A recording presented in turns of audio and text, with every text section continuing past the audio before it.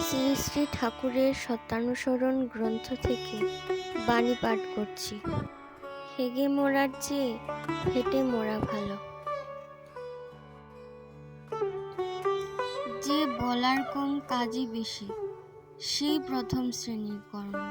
যে যেমন বলে তেমনি করে, সে মধ্যম শ্রেণীর কর্ম। যে বলে বেশি কাজে কম, সে তৃতীয় শ্রেণীর কর্ম।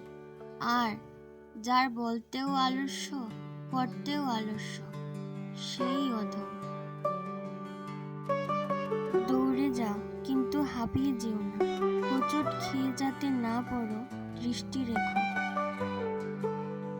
যে কার্যে তোমার বিরক্তি ও ক্রোধ আসছে, নিশ্চয়ই যেন তা পণ্ড হওয়ার মুখে।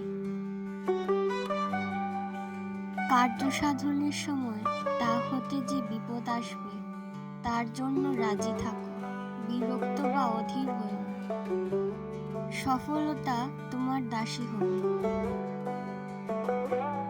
চেষ্টা করো, দুঃখ করো না, কাতর হও না। সফলতা আসবেই। কার্যকুশলের চিহ্ন দুঃখের প্রলাপ নহে।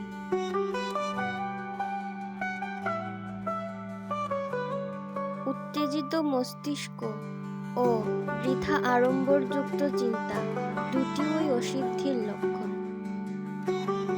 বিপদকে ফাঁকি দিয়ে ও পরাস্ত করে সফলতা লক্ষ্যে লাভ করো। বিপদ যেন তোমাকে সফলতা থেকে বঞ্চিত না করে।